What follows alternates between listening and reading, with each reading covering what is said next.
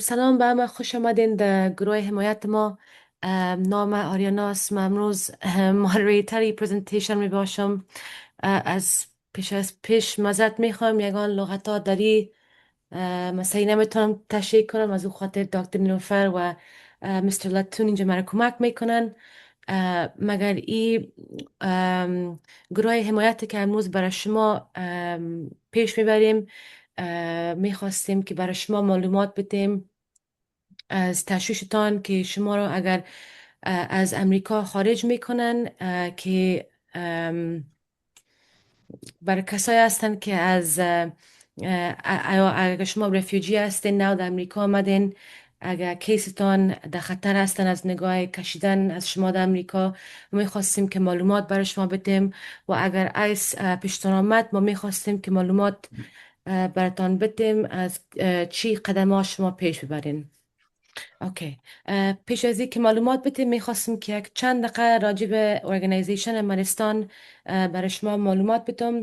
مارستان یک ارگانیزیشن است که از نگاه روانشناسی اسلامی ما پیش میبریم و مخصوصا چیزایی که ما برای نفرهای مسلمان ها که ما کمک میکنیم از نگاه روانی، دینی، مغزی به همه مسلمان های از کل جای امریکا. و همچنان ما کت پانتون استنفورد مسلم منتل هلت لاب ما شریک هستیم که و کت مرستان اردوی ما اینمی چیزایی که ما سرویس هایی که ما داریم در مرستان ما را کمک میکنه که شما را کمک کنیم. ما با کسایی هستن که میخواستن که دری بخونن یا کمک زیادتر است راجبش.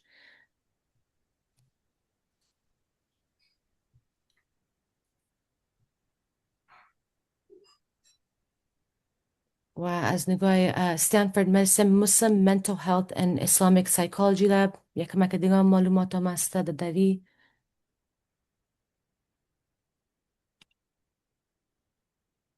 و یک دیسکلیمر برای شما، این پریزنتیشن که برای شما معلومات میدیم ای از نگاه قانونی است و کوشش میکنیم که تمام معلومات نو باشه و به تاریخ باشه، مگر از شما میفهمین که از خاطر معلومات امریکا هر وقت تغییرات است، خصوصا در وقت حاله.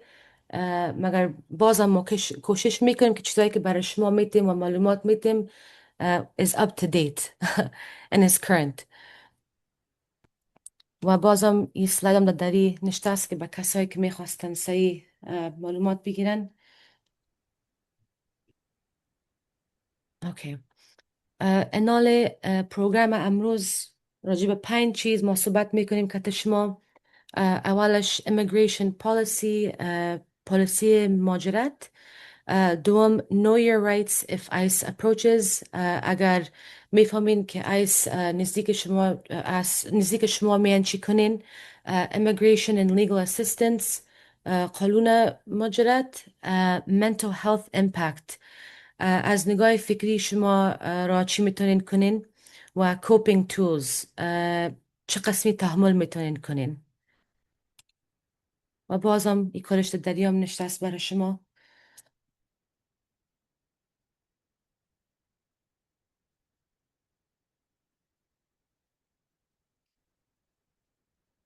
اوکی. سپیکر اول ما مستر محمد لاتون هستن. اگر مستر لاتون میخواین که شروع کنین بفرمایین. بسم الله الرحمن الرحیم. ایاک نعبد و ایاک نستعین. شروع میکنم به نام خداوند متعال. تشکر از دفتر یا سازمان مارستان که ما را وقت دادن که همراه شما دوستایی که در این برنامه اشتراک کردین چند لحظه باشیم و بتانیم همون چیزی که ما کار میکنیم و یا چیزی که در حالات فعلی ضرور است که همراه کسایی که استاتس یا حالت مهاجرت دارن یا اپلیکیشن های مهاجرت دارن و یا هم در خطری است که و از امریکا کشیده شوند یا آیس دنبال اونا هستن، حقوق اونا چی می باشن و چطور بتانن که همراه اونا تقابل شوند، چطور میتونن همراه اونا امو به اساس قانون حقوق خود اعمال بکنن و چطور بتونن که به اساس امو قانون و حقوق حقیقشان اعمال بکنن. من محمد لتون هستم، امرای کیر کار میکنم. تقریبا سال سوم هستم امرای کیر در بخش ایمیگرنت رایت کیس ورکر کار میکنم و از او پیش در افغانستان کار کردیم در بخش حقوق و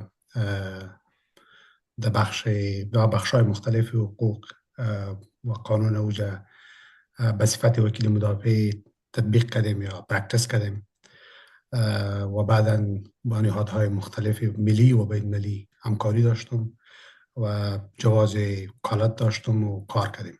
و بعد از او که به امریکا آمدم با کیر در بخش ایمیگریشن کار میکنم در مختلف اپلیکیشن ها، جمله اسایلم، adjustment of status, work permit, naturalizations, family petitions, refugees applications، مختلف اپلیکیشن ها را تحت نظر وکلای بسیار مجرب کار میکنم و امرای فعلا بخش رئیس تیم ما دیوید است و از او پیش دیگه وکلا بود امرای با کار میکنم و اپلیکیشن ها را تحت نظر اونا ترتیب و ثبت و روان میکنم.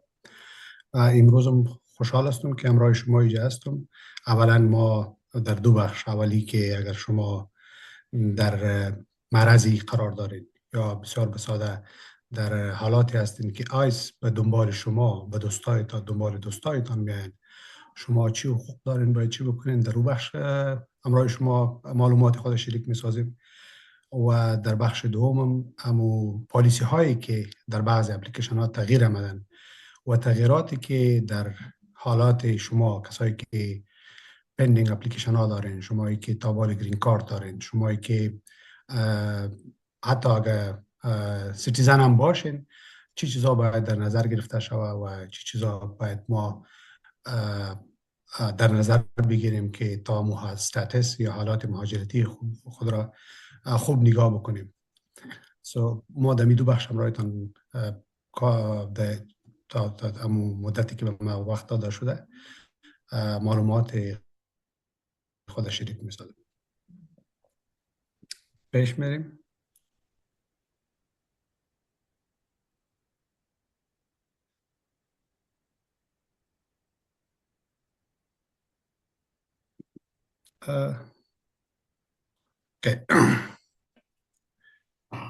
یک سلاید پیش دیگه بریم.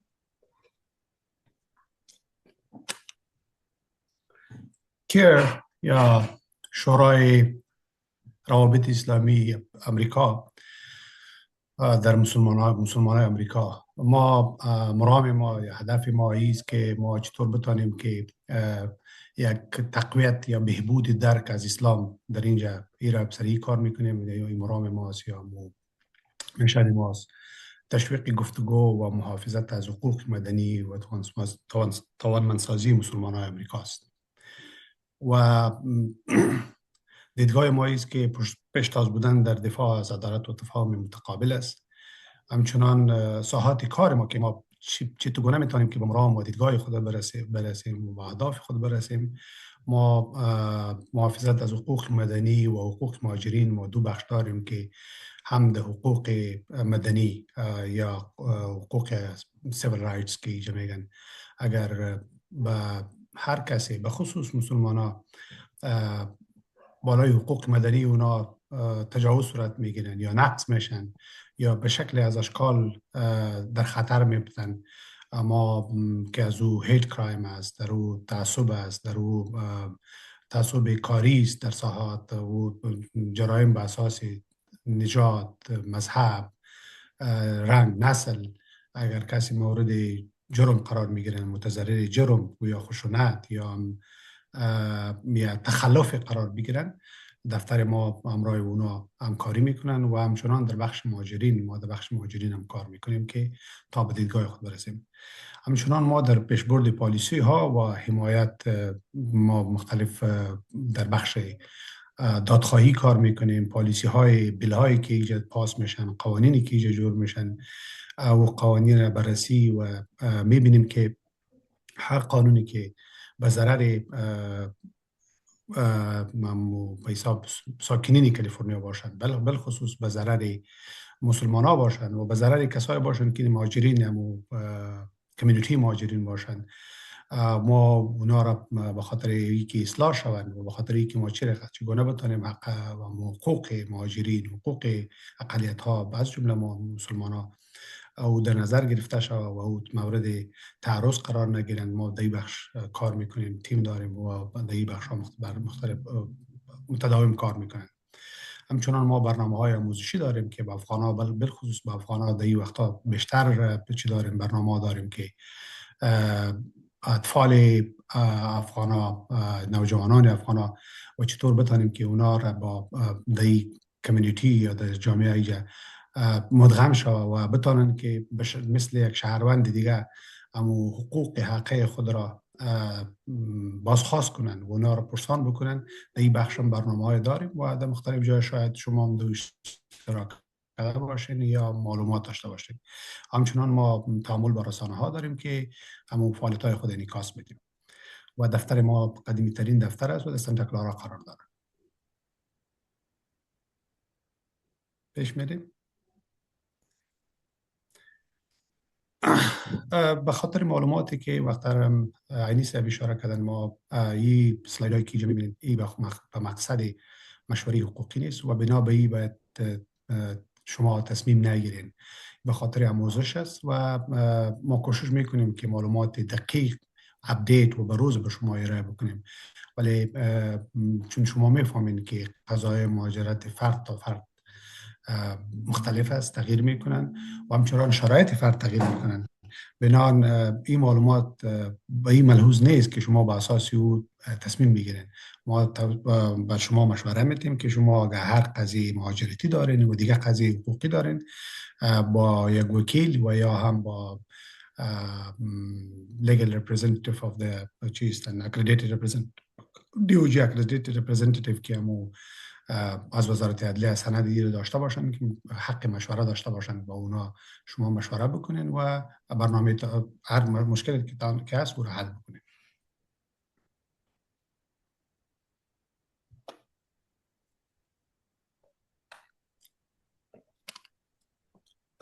منظور این برنامه که ما امروز پیش میبریم است که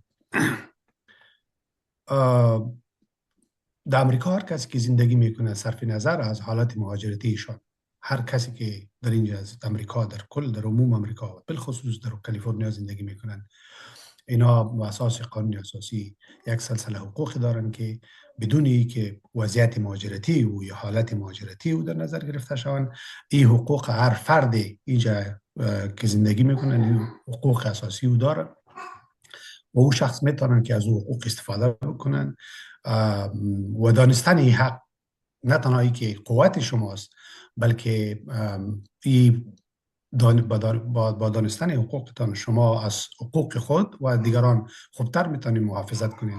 بنابراین باید همه ما بفهمیم که ما تحت قوانین امریکا و قانون کالیفرنیا چی حقوق داریم که ما خود را و دیگران را محافظت کنیم و حدود خود را بشناسیم و ممایش نو چین عصیب نرسد. و بازم میگم که دانستن حقوق به نشانه قدرت هر کسی است که هر چقدر ما بیشتر به حقوق ما خود بفهمیم، ما با آنقدر قوی تر میشیم.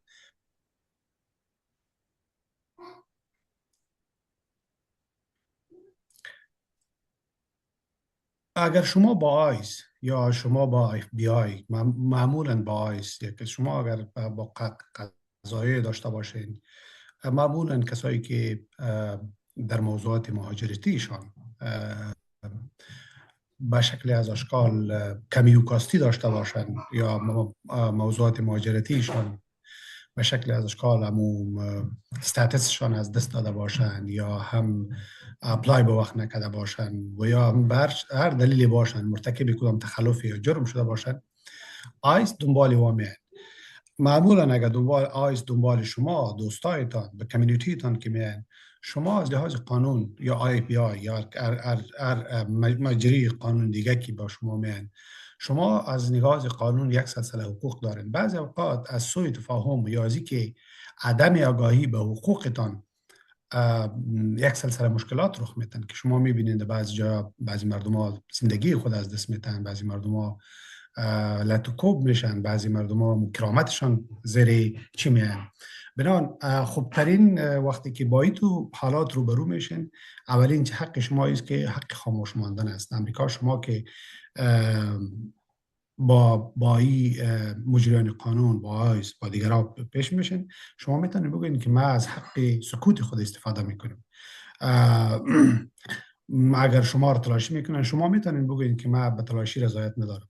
ولی شما اگر با وجودی که برشان میگین که ما با تلاشی رضایت نداریم، شما مورد تلاشی قرار میگیرین، باز در اون وقت شما مقاومت نکنید. تلاشی اگر صورت بگیره و شما بگوین که ما به این رضایت نداریم، همین نقطه که بدون رضایت شما تلاشی صورت میگیرن، این نقطه قوت شماست و وکیل میتونه بعدا در محکمه علیه کسی که شما را بدون رضایت شما تلاشی کردن یا بدون رضایت شما از شما معلومات چیزی به دست آوردن، او را علیه او استفاده بکنن. همچنان شما حق دارین که وکیل بگیرین، وکیلی که شخصی باشه یا وکیلی که مثلا شما اگر در مورد مهاجرت باشن، نهادهای مثل کیر دیگه نهادها هست که میشه که شما از شما نمایندگی کنن. بنابراین اگر شما میخواین میشه که شما برش بگین که ما میخوایم که وکیل داشته باشم و بدون وکیلی چیزی امضا نکنید، چون بعضی اوقات میشه که شما استاتس خود از دست بدید. اگر شما به خانه تان چی میان افسران رئیس میان، شما خوب است که دروازه را برایشان باز نکنین، از کلکین از بیرون از دروازه داخل دروازه از واد بخواین که آیا یا حکم قاضی دارن یا ندارن. اگر حکم قاضی نداشته باشن، بدون بجز از حالات اضطراری که بعضی اوقات اگر کسی مرتکب کدام جرم شده باشن یا حالات بسیار وخیم باشن و شما را دستگیر کرده نمیتونن. و همچنان اگر شما به سر سرک میان آی شما را استاد میکنن،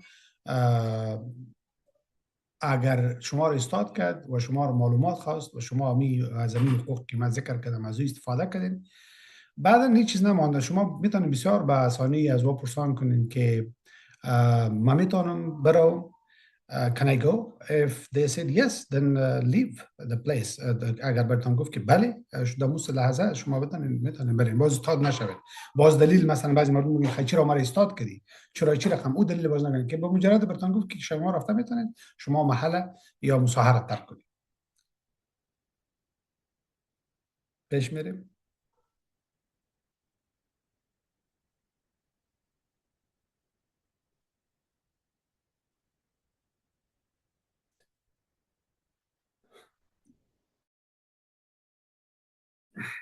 شما بازم گفتم که آیس اگر شما دستگیر میکنن به حکم قاضی نیاز دارم که بعدا ما میگیم که یکی حکم آیس است که اونجا چی میکنن و یکی حکم قاضی است که باز دو چیزا در نظر گرفته میشن. شما این چیزا را بدون ای که برتان وکیل نداشته باشین یا معلومات دقیق نداشته باشین یا خوب نفهمین چیزا را امضا نکنین و شما میتونن به هر شکل از شما معلومات بگیرن. و از او بخواین که شما اگه حکم محکمه داشته باشین یا هر حکمی که داشته باشین که برای شما به آدرس شما آمده، به نام شما آمده یا نامده، اگه حکم محکمه نباشه شما حق دارین که دروازه باز نکنید، به هیچ سوالم جواب ندین بابا و به تلاشیم رضایت ندین. این حق شماست.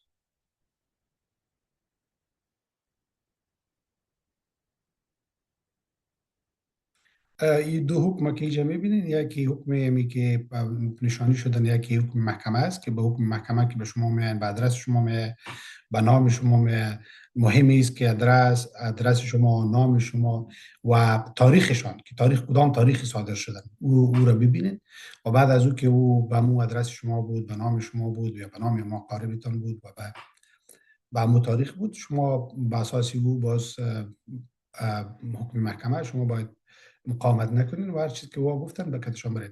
ولی اگر حکم محکمه نبود مثل که دی طرف است و حکم نام محکمه نبود، آدرس شما نبود، دو آدرس دیگه آمده بود، بازو به شما نیست و شما میتونید بگوین که من مربوط به من نیست و من نمیخوایم امرای شما به حساب گپ بزنم.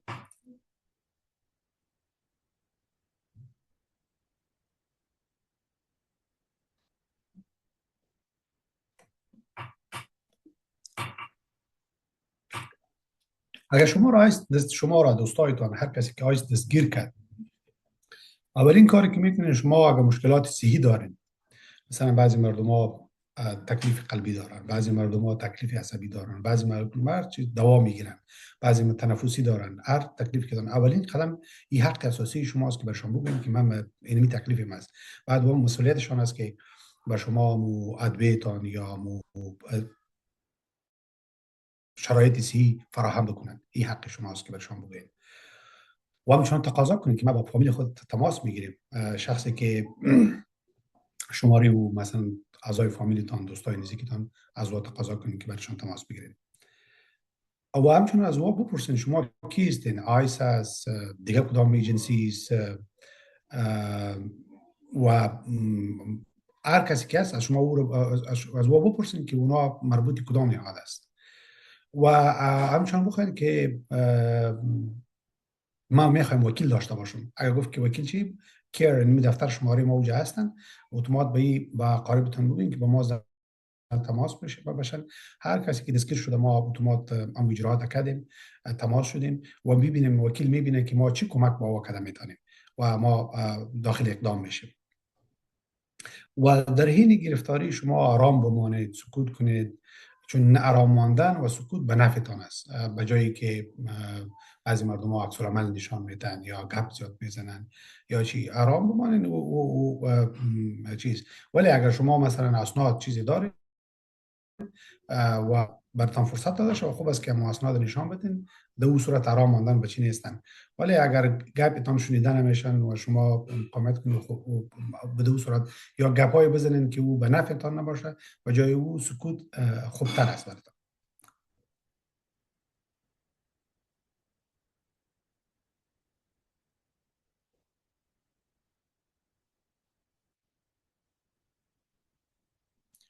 بعضی مردم ها این سوال ها را زیاد از دفتر ما میکنن که حتی شهروندان، حتی گرین کارت هولدرها، حتی مهاجرین مثلا گرانتید اسایلم دارن، رفیجی استاتس دارن، پندینگ اپلیکیشن ها دارن، مهاجرین هستن، پندینگ چی دارن، گرین کارت دارن، سفر جواز دارن، به اون میرن سفر میکنن. شما اگر سفر میکنین پس که به کشور میان، علل خصوص سیتیزن ها اینا چیستن، ممکن در شرایط فعلی، وضعیت فعلی کشور دیده، ایالات متحده دیده، بعضی اوقات اگر سفر میکنین و پس برمیگردین، شما ممکن تلاشی یا بازجویی ثانوی قرار بگیرن و به این معنی است که شما را در یک اتاق دیگه میبرن. اکثرت مردم پرسان میکنن که در میدان هوایی در یک اتاق دیگه میبرن، ساعتها از با سوالا میکنن.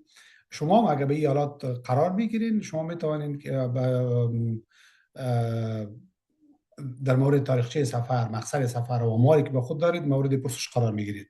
این شما سوال میکنید. شما مجبور نیستین که به سوالهایی که چی نیستن. یک سوالهایی است که در مورد نام و کجا رفته بودین، سفرتان چقدر وقت بود، این چیزها رو باید معلومات بدین.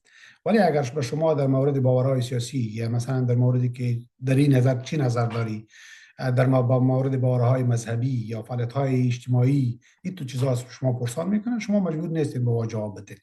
ولی چیزی که معلومات ضروری است، مثلا نام پدر و کجا رفته بودین، سفر به چی ملحوظ بود، اون معلومات باید بدید. به کدام کشور رفته بودین، چه وقت بیرون بودین، این معلوماتی هست که او باید بدید. ولی معلوماتی که مثلا شما میگن که خب شما در مورد این تنظیم چی داره میگن، شما در این حکومت چی میگن، شما در این باور چی میگن، شما مکلف نیستین که با جواب بدین. و مسافرینی که شهروندان نیستن، شما حق دارید که مثلا شما پاسپورت ندارید، شما حق دارید که سکوت کنید، اما در صورت پاسخ ندادن به سوال شما کارمند محافظت گمرکی سی بی پی ممکن ورود شما رو به تاخیر بندازد و یا رد کنند. این باید بفهمیم که شما اگر به شهروندان قضیات چی نیست ولی به چی زیاد است، به کسایی که گرین کارت هولدر است یا کسایی که پندینگ اپلیکیشن ها دارن، ممکن که بر شما بگه که نظر به حالات که شما داخل شده نمیتونید به امریکا، یا بعضی اوقات فرمی که امضا میکنن سرشان او گرین کارت شروع میشه. بنابراین وقتی که چیز رو نفهمین هیچ چیز رو امضا نکنین. وقتی داخل میدان هوایی میشین که شما گرین کارت هولدر هستین یا دیگه استاتس دارین، با اون چیزی که به شما داده میدن بدون ای که با وکیل صحبت کنین این چیز رو امضا نکنین. و اگر شما را بازداشت کردن، گرفتار کردن، دلیل آن را بپرسین و ای که کدامی داره شما را بازداشت کردن و ما در کدام جای شما را بازداشت کردن او را نوت بگیرین. و خوب است که شما اگر مثلا دوستایتان سیتیزن نیستن، دیگه حالات ها دارن، اگر سفر میکنن به مجردی که از طیاره میشینه دمو وقت با مو دوستای اقارب نزدیک خود به تماس باشن. وقتی که با تلاشی میان در تلاشی روبرو میشن، بعد از او خلاص میشه با اون به تماس باشن، چون این حالات بسیار اساس است. بعضی اوقات هیچ وقت با فامیل خبر نمیشن یک کسی هیچ باشه.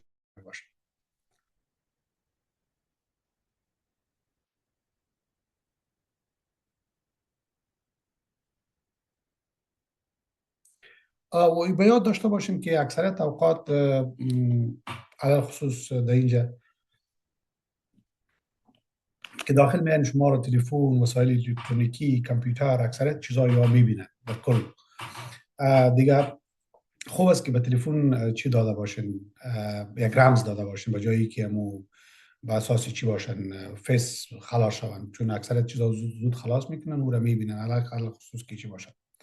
دیگه اگر تلفن هر وسیله الکترونیکی که داشته باشین وقتی سفر میکنین خوب است که او یک رمز داشته باشن به جایی که تنها به فیس آیدی باشن، چون و اکثر اوقات که و بخواین همه دیوایس های شما، وسایل الکترونیکی شما رو میبینن و با اساس او باز هر چیزی که با دریافتن دیگه او میشه علیه شما استفاده کنه. و خوب است که مثلا شما اگر چی داشته باشین، مثلا حساب‌های رسانه‌ای، هر چیزی که هستن، فیسبوک، توییتر و whatever، خوب است که شما او را ساین اوت شوین از او و او خلاص نباشن، به خاطر که علاوه خصوص اگر شما اکثریت کسایی که مختلف چیزا را پست میکنن و یا میبینین که او به نفعتان نیست، دیگه او هنگام سفر خوب است که او از او ساین اوت باشه. اگر بازم شما را تلفنتان هر چیزی که از شما میخواد که خلاص کنید، شما اگر رضایت نداشته باشین بدون حکم محکمه او را دیده نمیتونه، ولی اگر شما بگین که من رضایت ندارم بازم او را بدون رضایت شما چک کنن اما تلفن و هر وسیله دیگه شما، او باز میشه که علیه امو کسایی که چی شود به نفع شما استفاده شود. او مسافرینی که شهروندان نیستن یا پاسپورت ندارن باید خطر ادای این حق را درک کنند. اگر شما تلفنتان هر چیزی که شما داشته باشین و اگر شما گرفته شود، شما میتونید او را رسیدش و نام و شماره هم افسر بگیرین و بعد براتون او را روان میکنن.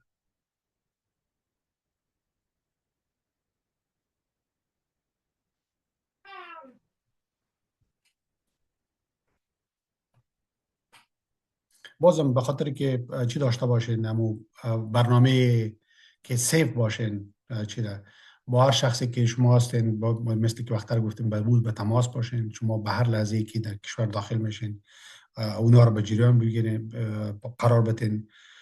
شماره تماس وکیل یا نهاد حقوقی رو با خود داشته باشین، مثلا دفتر ماکر اگر شما بیرون میرین خوب است که او رو داشته باشین. اسناد مهاجرتی رو همیشه با خود داشته باشین، اگر چی در اینجا باشین چه بیرون، علل خصوص کسایی که پندینگ اپلیکیشن ها دارن، مثلا شما اگر پندینگ اسایلم دارین، شما امو اسناد ریسیپت نوتیس و دیگه نوتیس ها که هستن او رو با خود همیشه داشته باشین. مثلا جواز کار با خود داشته باشین، گرین کارت با خود داشته باشین. اگر خود گرین کارت نداشته باشین، عکسش کاپیش یک چیزی به خود داشته باشین که او نشان، اگر کدام وقت مورد این رقم حالات قرار بگیرین که او نشان بدن که شما نمی رقم یک تست دارین.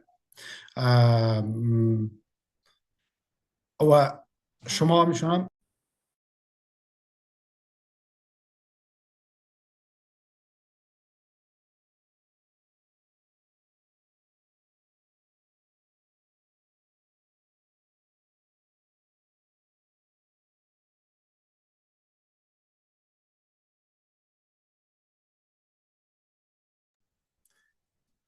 این چیزها را مثلا اگر شما حالت مهاجرتی چیزی دارین، همیشه کمپیوتر چه شده؟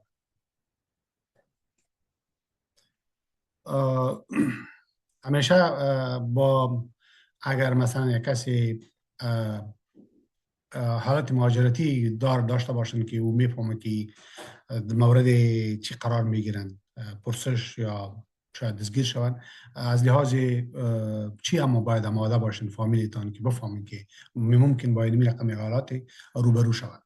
دیگه این هم مهم است.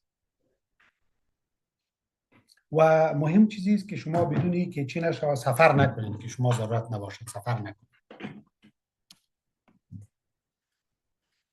پیش میریم.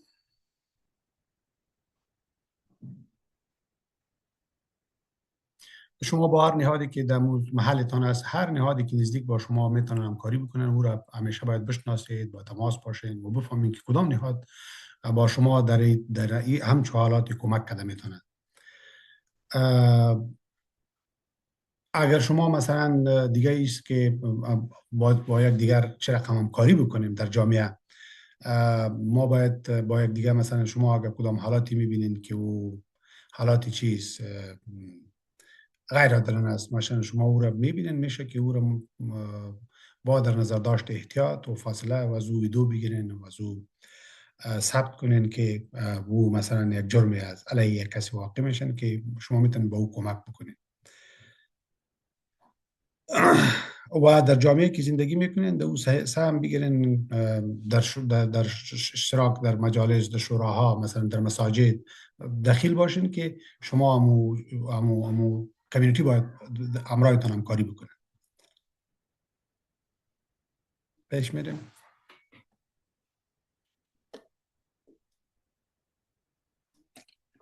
خب این یک بخش بود که ما و شما در بخشای که ما چی باید بکنیم، حقوق ما با در صورتی که آیس یا دیگه کدام نهاد امنیتی یا تطبیق کننده قانون اگر ما امرایشان روبرو میشیم و حقوق ما چی بود. حالی ما فقط یک مختصر امی پالیسی هایی که در مورد مهاجرتی در اینجا هستند و افغان ها اکثریت در او در مشکل قرار میگیرند، اونا را ما یک مروری کلی میکنیم و میبینیم که چی چیزا باید در نظر گرفته شود. شما اگر مثلا به چی اپلای میکنین، به گرین کارت اپلای میکنین، شما اسایلمتان چیز گرانت شده، شما یا اولادایتان یا خانمتان اپلای میکنن، شرایطش چیست؟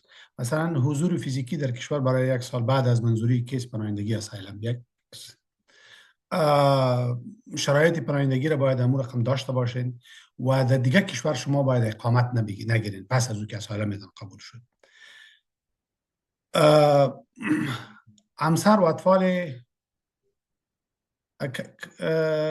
Anissa, can I have the English slide for this?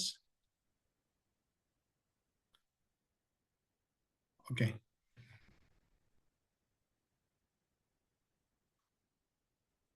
فقط نموز انگلیسی سلاید انگلیسی سیز. و دیگه است که وقتی که شما اینجا هستین، اولادا و اولادایی که سنشان از چی پایین باشن از 21 و خانمتان هم چنان میتونن که وام به گرین کارت جداگانه اپلای کنن. او میتونست مثل اسایلم که شما با اسایلم اپلای میکنین، یک اپلیکیشن شما اولادایتان از دریویتیو اپلیکیشن خود ندارن، این به خود هر کس به خود اپلای میکنن و میشه که او را اپلای کنن.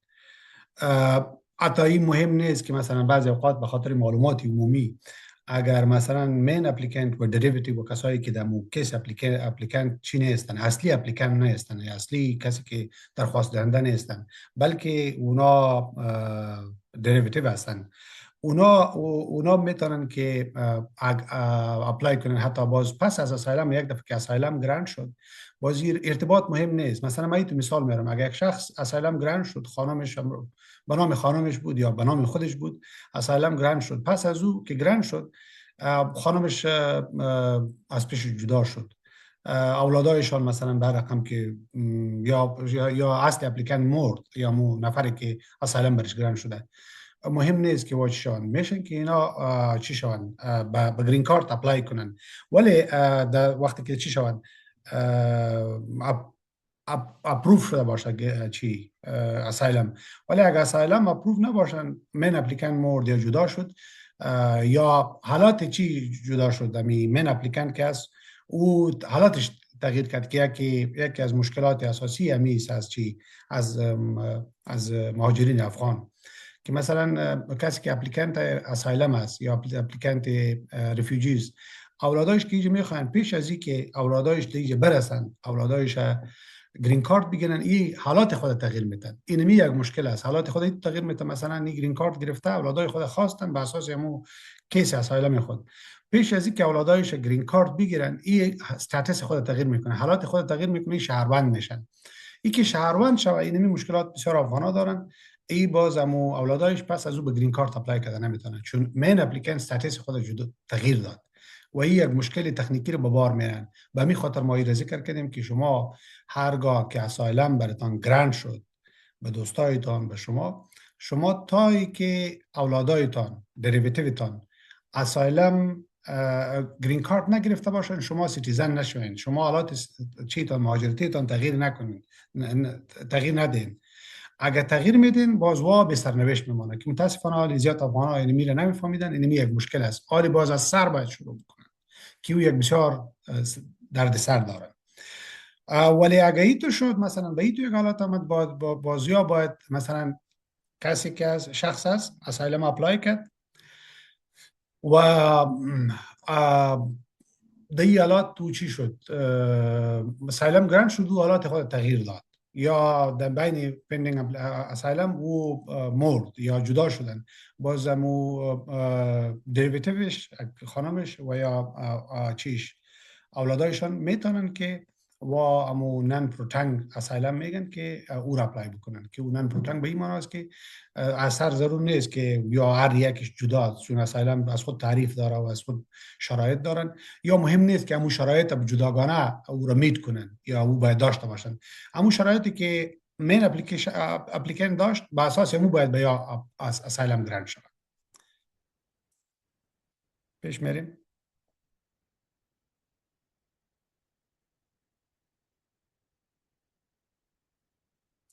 شما مثلا بعضی اوقات اینجا اگر میان چی میان به اساس ریفیوجی استاتس میان، ما مثلا اکثر افغان‌ها بیرون در افغانستان به نام پی 1 و پی 2 گپا بچی بود، به اساس این میان، یا دیگه کشورها به اساس ریفیوجی میان. به مجردی که به ریفیوجی میان و شخص که اینجا ریفیوجی استاتس بگیرن، او اولادایش خانمش با مجردی که با امریکا شد، بعد از این که یک سال سپری کنن، یا میتونن که به گرین کارت اپلای بکنن، با شرطی که یا وضعیت همو ریفیوجی خود تغییر نداده باشن.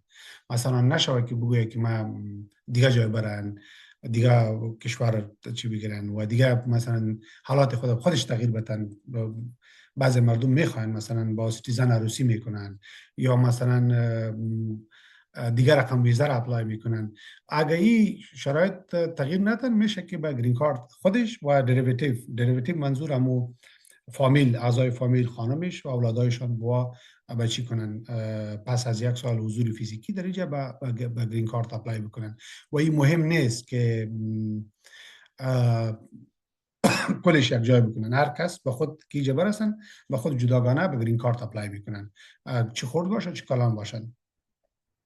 شرایط امو کسایی که اعضای فامیل است، امو شرایط باید وام نگاه بکنن که بعد از 1 سال در اینجا باید باشن، حالات مهاجرتی خود تغییر ندادن و بعد از او امو اعضای فامیل هم میتونن که به گرین کارت اپلای بکنن.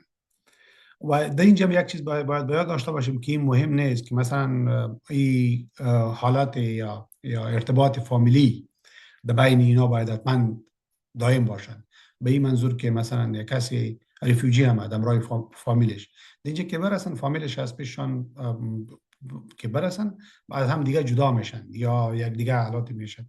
در اینجا باز ضرور نیست که جدا میشه. امو حالت ریفیوجی خود داره، میتونه با امو اساس هر کس به خود به گرین کارت اپلای بکنه و بعد از 1 سال باید اپلای کنه.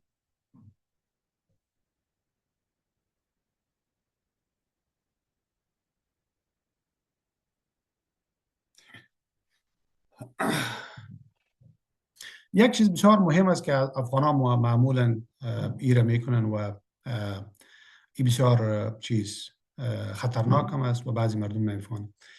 و اسایلم که کسی اسایلم داشته باشن، اسایلم یا ریفیوجی استاتس، هر دویش به این معنی است که از کشوری که خودت تحت آزار و اذیت بودی، تحت پیگرد بودی، تحت تعقیب بودی که اونجا زندگیت به خطر بود، به امریکا میان، امریکا میگن که ما چی میکنیم، ما اونجا به خطر بودیم و ما اینجا پناهندگی یا اسایلم یا می ریفیوجی استاتس میگیریم که بیرونش همین اسایلم از بیرون از کشور تای مراحل میشن. وقتی که این حالات به کسی گرند شود، پناهندگیش منظور شود، افغان ها یکی چی میشه از پیشان مشوره نمیکنن، پس باید به اون کشور به هیچ صورت نرن، ولو که گرین کارت بگیری ولو که سیتیزن شود.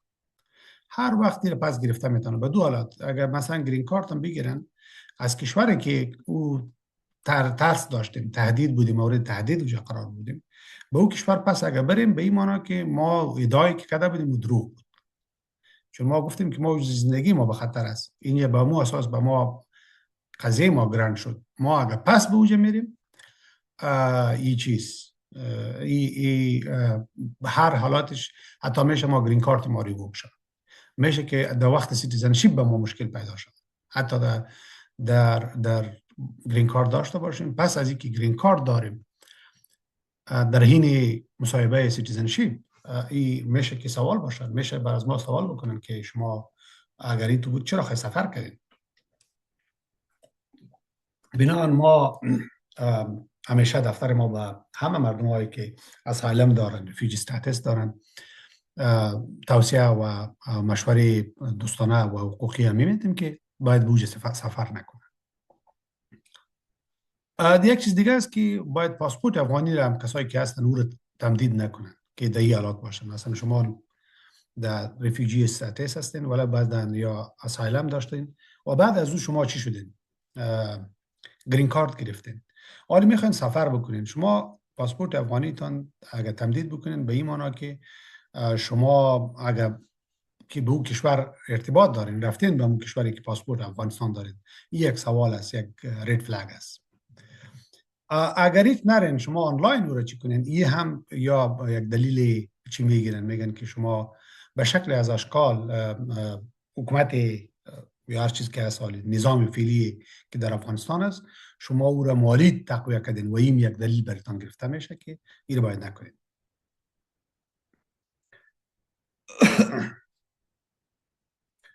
باید با یک وکیل مشوره بکنید که میبخشید اسلاید پس بریم. باید با یک وکیل مشوره بکنید که شما چی بکنید. و باز بگم که شما اگر دو موضوع شما با اگر اسایلم یا ریفیوجی استاتس تان منظور شد، شما تا زمانی که دیگه اعضای فامیلیتان گرین کارت نگرفته باشن شما به سیتیزنشیپ اپلای نتین و شما سیتیزنشیپ نگیرین که به دیگرها اکثریت افغانای مشکل دارن و این دیگرها را اوت اف استاتس میمانن و چی میشن. و دیگه رو باید داشته باشیم، ولو اگر ما گرین کارت هم بگیریم در امریکا و گرین کارت هولدر باشیم، فعالیت های جرمی و جنایی، هر نوع جرایمی که باشن، بسیار اکثریت جرایمی هستند، فعالیت های جرمی و جنایی ممکنه وضعیت مهاجرتی ما را متاثر بسازد. این را باید همیشه باید داشته باشیم که اینجا یک از چیزی که هر قضیه جنایی را اگر داشته باشیم، ولو اگر در بخش جنایی به ما معاف شود و قضیه به مو نفری که هستن به او معاف شود، اما معافیت جنایی یا جزایی که قاضی جزایی یا قاضی که در بخش جزا کار میکنه، اون معافیت سببی نمیشه که در قضیه مهاجرت معاف شود، ولو اگر اوج معاف شده باشد تا به حال تاثیرات منفی بالای قضیه مهاجرتی شما دارن. بناهن دیگه پیش از اینکه شما چی باشین، سیتیزن باشین، در حالات مهاجرت هر نوع جرم جنایت تخلف ارتکابش حالات مهاجرتی شما را به طور منفی متاثر کرده میتونه.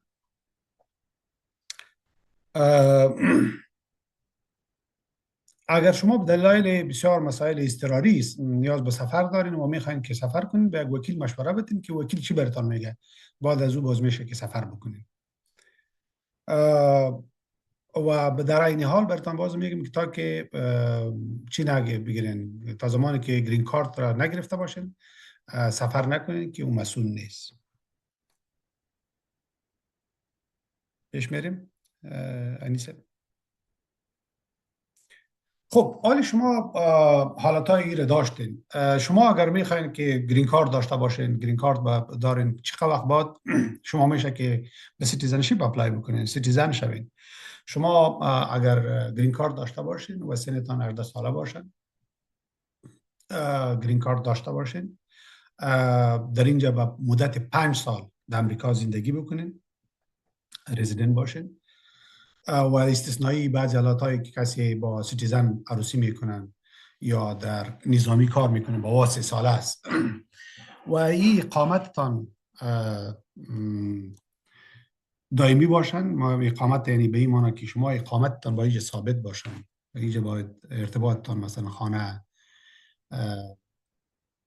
با کرایه گرفته باشین، دیگه ای که مثلا اینجا شما کار کنین، تکس فایل کنین و اینجا شما بیمه بتین و اکثریت چیزا باید، یعنی ارتباطتان با اینجا باشن و اقامت دایده باشه و موجودیت فیزیکی تان شما با وجودی که هستن، شما در اینجا خانم دارین، زندگی میکنین، موجودیت فیزیکی تان روزایی که فیزیکلی در امریکا تیر میکنین بیشتر از 2 سال و 6 ماه باید در امریکا تیر کرده باشی، بیرون تیر نکرده باشید. و در حالی تو یک شرط دیگه اضافه شده که این موجودیت فیزیکی، یعنی در هر سال شما 6 ماه یا بیشتر از 6 ماه در امریکا باید زندگی بکنید. پس از او اگر شما بیشتر از 6 ماه در امریکا زندگی نکنید، شما مستحق یا کوالیفای نمیشین به سیتیزنشیپ. و دیگر شرطی است که شما شخصیت و اخلاق خوب داشته باشین، مثل که جرایم مرتکب نشده باشین، از هر نوع جرایم تخلفات باید مبرا باشین، شما باید در اپلیکیشن و در معلوماتی که بس به چی میتین به او هیچ نوع دروغ عدم صداقت و عدم حقیقت نباشن، یعنی تو چیزایی نباشن که شما او را به اینجا دروغ گفته باشین، فراد کرده باشین، این در نظر میگیرن. و تا بعض چیزای ناتایید شده تا حالی گیرن به نظر بگیرن که شخص کار چی رقم است، تکس فایلینگش چی رقم است، کار میکنن نمیکنن، سابقه مو در مو کمیونیتی و یا مثلا جرایمشان یا این چیزا کلی دیده میشن، با اساسی که شما کوالیفای بودین به چی و در عین حال حالات شما چی دارین. شما باید به انگلیسی صحبت بکنین، خوانده بتانین، نوشته بتانین، حتی حداقل به سطح ابتدایی.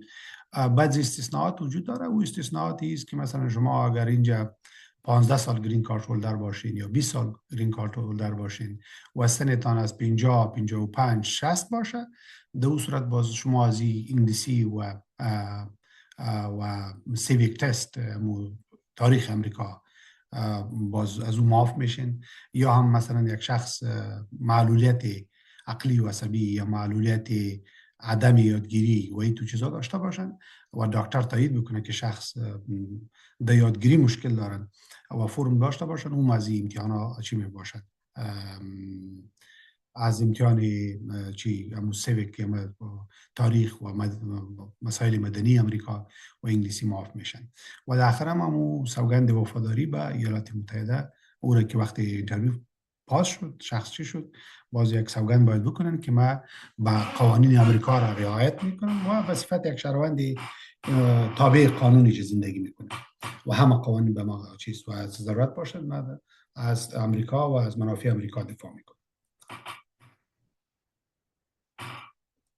پیش میریم.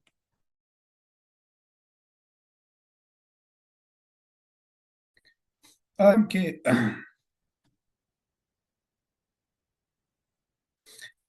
دوستایی که اینجا شما دمی اواخر در پالیسی ها که تغییر آمدن، حالی خوب به شما میفهمین که اکثریت اپلیکیشن های مهاجرت توقف است، یعنی تصمیم سرو گرفته نمیشن. اپلیکیشن ها مثلا شما اگر به سیتیزنشیپ اپلای میکنین، شما اگر به گرین کارت اپلای میکنین، شما به هر چیزی که اپلای میکنین اون چیز اپلای میشن به هر بنفیت مهاجرتی، به هر اپلیکیشنی که شما راه میکنید. ریسیپت نوتیس هم براتون میتن و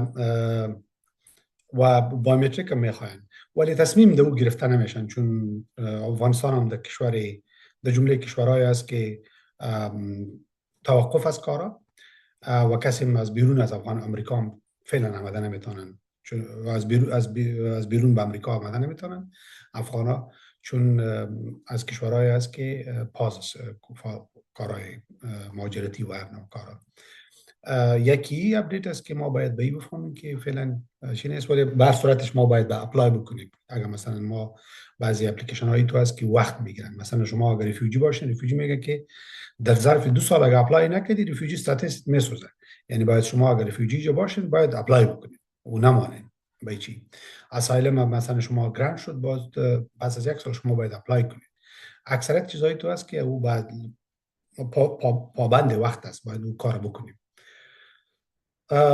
از اون جمله مثلا چیز EAD Employment Authorization Documents، اینطور بود که قبلا پس از اینکه مثلا اسایلم گرانت میشد یا پندینگ اسایلم می داشته باشید یا رفیوجی استاتس می داشته باشید یا مثلا پارول بود، اکثر افغان ها اینجا بود، یا TPS بودن، دیگه استاتس داشتن. به چی اگر اپلای میکردین؟ به ورک پرمیت. ورک پرمیت براتون میداد و تحت پندینگ اسایلم و تحت پندینگ گرین کارت و چیز اگر اپلای میکردین شما به شما بار اول رایگان بود و همچنان مدتش هم با 5 سال بود. و یک خوبی دیگه می داشت که مثلا اگر شما گرین کارت ایدی کارتتان اکسپایر میشد تا یک مدتی که اکسپایر هم بود، شما حق داشتین که کار بکنید. این خوبیایی داشتن. تغییراتی که نو آمدن به خاطر معلومات شما که شما باشین، این تغییر آمده که شما اگر اپلای بکنین فیس از پیشتر میگیرد، اکثریت چیزها فیس است و فیس قبلا اگر مثلا شما فیس میدادین، فیس توانایی نداشتین، شما فی ویور در بعضی اپلیکیشن ها فی ویور که فیس تان معاف میشد دور اپلای میکردین. حالی یک فیس به نام فیس اداری یا فیس اداره فیلی، یک فیس مانده سرش و فیس میتن. اکثر کسایی که اپلای میکنن شما باید فیس بدین. یک دوم موضوعی است که این قبلا گفتم که بار اول به 5 سال داده میشه، حالی از مدتش از 5 سال به 18 ماه شده و یا کمتر.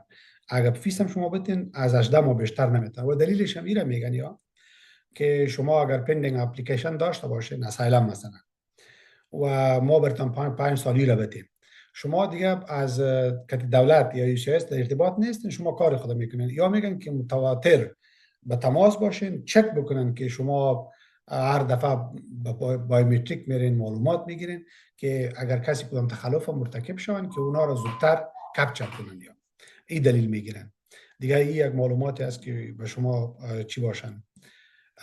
و یکی چیز که شما اگر یک خطری چی دارن که بعضی مردم ها متاسفانه ای امریکا این کار میکنن، بسیار جدی نمیگیرن.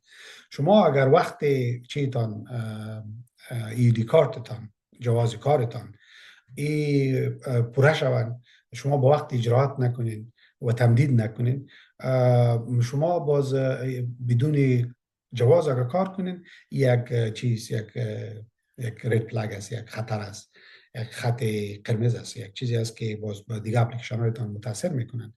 یعنی شما باید همیشه اینجا که کار میکنین او را به موقع اپلای بکنین که شما از کار کردن غیر قانونی جلوش بگیرین، یا باید او زمان کار نکنین. و ما شما افغان ها هر کسی که در امریکا هستن ناگزیر که کار کنیم، بدون کار خود ما زندگی نمیشن. پس کار که میکنیم لازم است که ما باید جواز کار داشته باشیم. یک چیز به خاطر معلومات اضافی، کسی که از سال 2021 تا 23 در امریکا آمده باشن و تا حالی پندینگ اپلیکیشن ها داشته باشن و میخواین به چی اپلای بکنن، به می ورک پرمیت اپلای بکنن و توانایی فیس نداشته باشن، دفتر ما یک پروسه دارن که بعد از این که اگر کوالیفای شد شخص، ما در فیس امرایشان همکاری میکنیم. شما اگه این کسایی رو میشناسید، اما به این بخش همکاری میتونیم.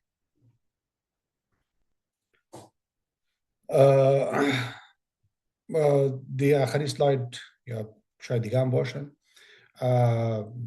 درخواست ها حالی مثل که قبلا گفتم توقف است اما اپلیکیشن ها، ولی به ما ایمانا نیست که ما اپلای نکنیم.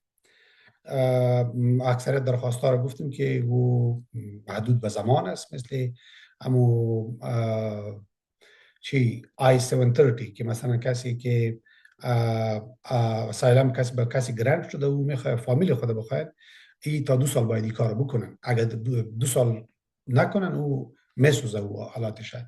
بنان ای باید ده 2 سال اجراعات بکنن. یعنی ولو اگر استادم باشن باید اپلیکیشن ها را فایل کنن و روان بکنن.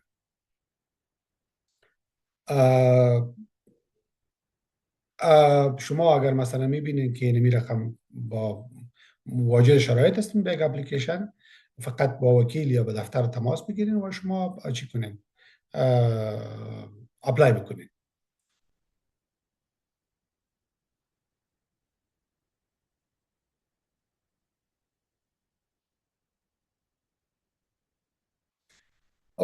بازم گفتم که شما حقوقی که بر 2 بخش ما برتان گفتیم، حقوق شما یک حقیقت و واقعیت است. شما باید از حقوق خود همیشه آگاه باشین، معلومات داشته باشین و حقوق خود اعمال بکنین. شما هر کسی که دیگه هستیم، ما و شما افغان ها تنها نیستیم. ما از یکدیگر حفاظت میکنیم و از یکدیگر حمایت میکنیم. مؤسسات از نهادهای خیریه است، مثل که وقت مارستان گفت که در بخش‌های مختلف همراه ما و شما ایستاد است. ما دفتر ما دیگه نهادها در روزهایی که سختی است با ما و شما ایستاد هستن و ما و شما هستیم که با یکدیگر تقویت بکنیم. ما و شما باید همیشه آماده باشیم، همیشه باید قوی باشیم و این یکی از نشانه قوت ایمانی است و ما و شما باید همیشه با قوی باشیم. همیشه باید آگاه باشیم و با هم تماس باشیم و از نهادهای قابل اعتماد حمایت کنید. شما هم نتنهایی که ما اینجا با شما هم شما را حمایت میکنیم، از حقوق شما حمایت کنیم، شما هم میتونید که از هر نهادی که ما اینجا کار میکنیم به شکل از اشکال از این نهادها واجبه شما هم است در مقابل که حمایت بکنین این نهادها را به شکل. این حمایتات من نیست که مالی باشن. شما اگر توانایی مالی دارین مالی حمایت کنین، اگر مالی ندارین به هر شکل دیگه که شما میفهمین که این نهادها را شما حمایت میتونین او را حمایت بکنین. تشکر. دکتر صاحب وقت زیاد نگرفتم.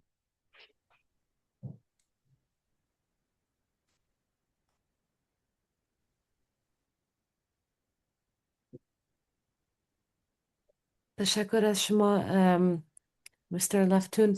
نال میریم به بخش آخر ما به دکتر نیلوفر سمی. بفرمایید دکتر نیلوفر.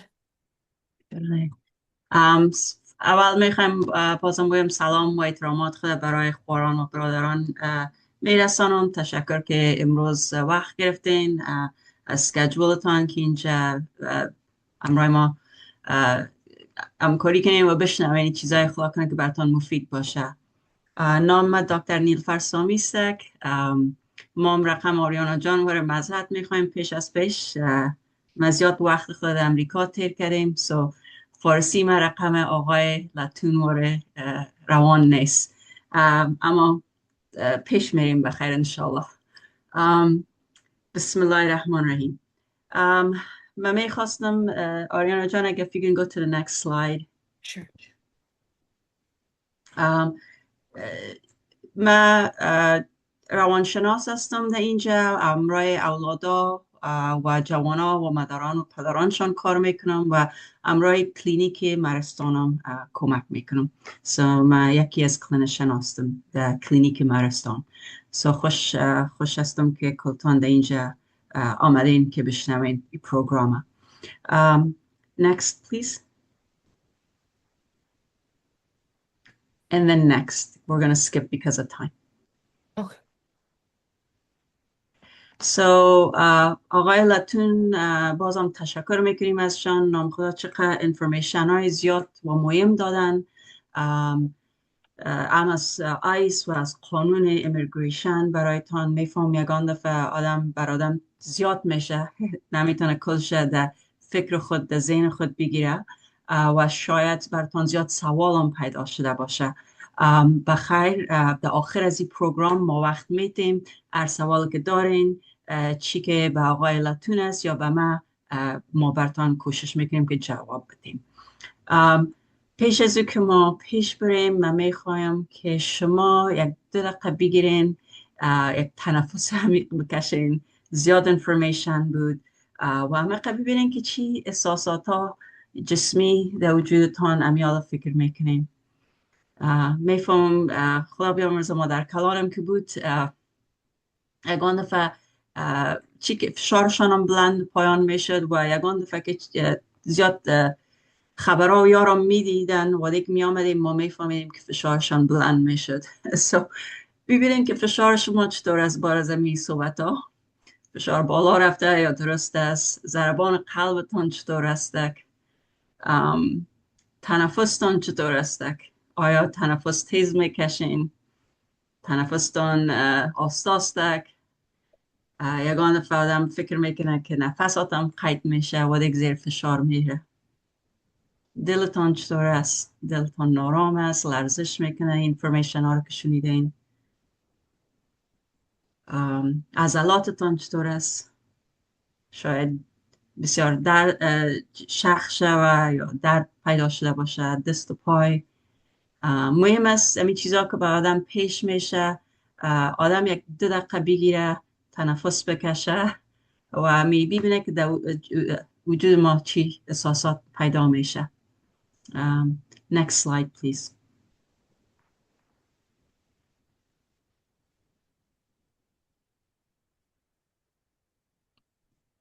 What the next one که به فارسی برشان باشن.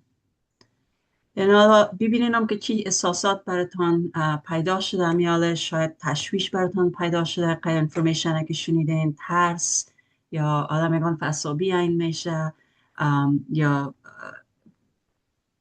شاید قارم شوین که ما دا اینجا آمدیم که کار پیش رفتیم چرا تا مشکلات زیادتر پیدا شده. ببینین چی فکرام میکنین. یگان دفعه آدم میشه که فکر کنن که مشکل خلاص نمیشه. آدم شاید یگان دفعه جگرخون زیاد شوه دمی فکرها که آدم میره. Next slide please.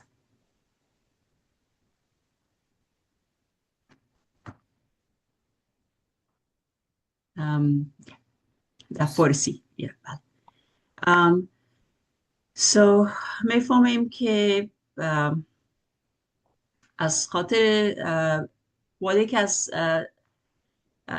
در خود افغانستان هم که بودین زیاد زیر فشار بودین. اگر نمی بودین زندگی سخت‌تر نمیشد. آیا مملکتتان اعلان نمی دادین که تا اینجا خود بیاین؟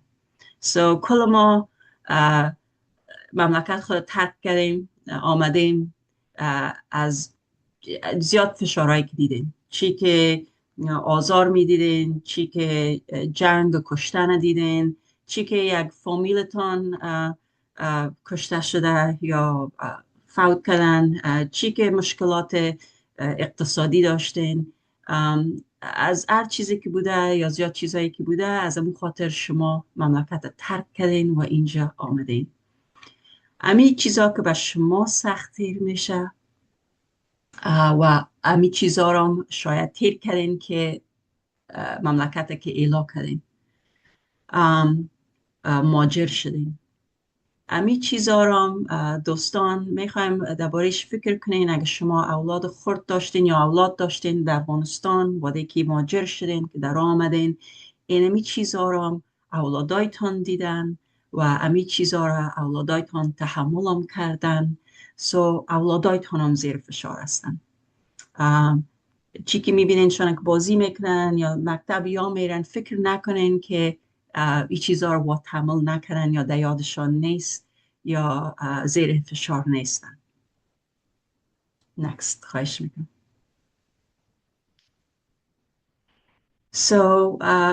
شما قرار زدین، مهاجر شدین. شاید فکر کنین که مهاجر شدیم در امریکا آمدیم. شاید فکر کنین که اینال کل مشکلات های من خلاص شده، اینال دیگه بخیر آرام زندگی میکنین، زندگی رو پیش میبرین. و سخت است چون مشکلات کلش خلاص نشده. رقمی که کل چیزایی که آقای لتون براتان صحبت کرده بارش، یگان تانوزم ایمیگریشن ستارستان سرش باید کار شود. تانوز قبولی درست نیست، گیرین کارت شاید نداشته باشین. هر مشکلی که هستین و نه وام استک و یک چیز دیگه هم است، شما مشکلات اقتصادی هم شاید پیشتان باشه. هاوزینگ چطور میشه؟ کار چطور میشه؟ آیا پیسه داریم به نانیا؟ این کلش فشار است سر انسان و این فشارهای نیست که یک دفعه میایه، هر روز است که در فکرش میباشین. شاید تبعیض احساس کنین ولی که بیرون میرین. شاید کسایی باشین که دکتر بودین در افغانستان یا رقم آقای لتون واره حقوق خوانده بودین و دمو کار میکردین دمو رشته. شاید دکتر میبینین، معلم میبینین، پروفسور، اما اینجا که آمدین کل تحصیلات در این مملکت قبول نمیکنن یا نسبت تحصیلاتتان نسبش مانده، باید پس سر شروع کنین. شاید اولادایتان وقتی که در ماجر شدین از مکتب پس موندن یک سال یا چند ماه و حال مکتب اینجا برشان سخت‌تر شده و اونجا اگر شما کار خوب داشتین، امو کارهایی که داشتین در افغانستان شاید اینجا به دست نیارین. این میفهم که یگان فامیلا این میرن در رستوران کار میکنن، یگان کسا این تاکسی درایو میکنن یا اوبر. این کلش مشکلات است و اینجا اولاداره که آوردین شاید فامیل دیگه تان کت نباشه، دوستای تان نباشه، احساس تنهایی دارین و زیاد وقت اینجا دین و فرهنگ بخی تغییر داره از افغانستان کرده. این فشارها میاره نه ام به مادر و پدر و ام به مادر و پدر از خاطر که اولادای تا اینجا در جای کلان میکنین که دین و فرهنگ بخی تغییرات داره و ما میفهمیم چون اولادان هم خدا بخی فلکسیبل هستن، میگن تیستر انگلیسی رو یاد میگیرن، تیستر میتونن چیزا رو یاد بگیرن و همه تو که تیز میتونن انگلیسی رو یاد بگیرن، درسا رو یاد بگیرن انشالله. اونم تو دمی کالچر هم تیزتر میتونن خود شامل کنن در فرهنگ اینجا و میفهمم که چون ما مسلمان هستیم و کالچر ما دیگر رنگ است، ایام به افغانا پدر و مادر سختتر تیر میشه. ایام زیادتر مشکلات دیگه میاره روزانه برای ما.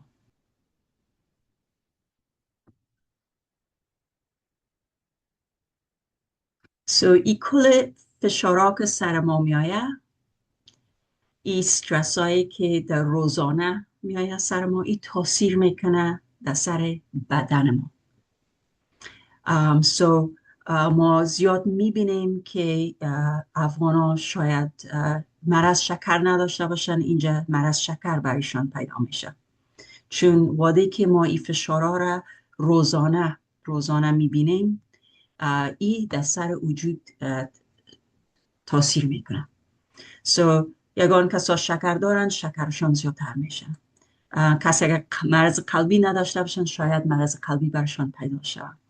مرض جگر، مرض گرده، این زیاد چیزها رو ما میبینیم، نه به افغانای ما و هم به کل امریکایی دیگه که همونطور روزانه هر روز تشویشایی دارن که خلاصی نداره.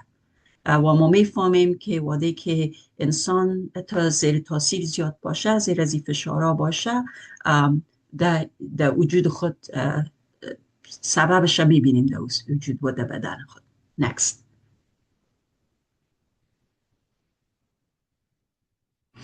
و نه هم به بدن این فشارها که به سر ما روزانه میآید، ما این تاثیرش به روحن میبینیم. ما میبینیم که زیاد افغانای ما درباره گپ میزنه که استرس که ما داریم، این فشارها رو دیدیم، خوام نمیتونم خو کنم یا خو خوب درست نمیتونم بکنم، یا چند دفعه در طول شو میخیزم از خاطر تشویش دارم. وزن زیاد میگیرن یا وزن بخی کم میشه، چون دلشان نمیشه که نان بخورن، از است که جگر خون هستن، فکر هر چیز دارن.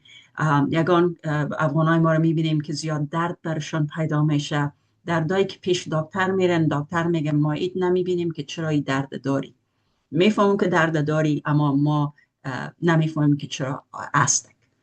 باید این خیلی از خاطر است که زیاد فشارهای روحی داری. اونموز که باز میگن خیلی به یک روان شناس برو که کمک کنه. ما میبینیم افغانای ما که احساس کمبودی میکنن، چون در کارهایی میکنن که شاید در افغانستان هیچ وقت نمیکنن این کارها را. زندگی سختی میشه برشان، تشویش ها زیاد میشه، ترس زندگی میکنن. اسپشلی این چیزهایی که آقای لطون درباره آیس گپ میزنه، میفهم کمیونیتی ما و کمیونیتی های امیگرانت های دیگه کلشان در این وقتا در ترس و لرز زندگی میکنن و سخت است.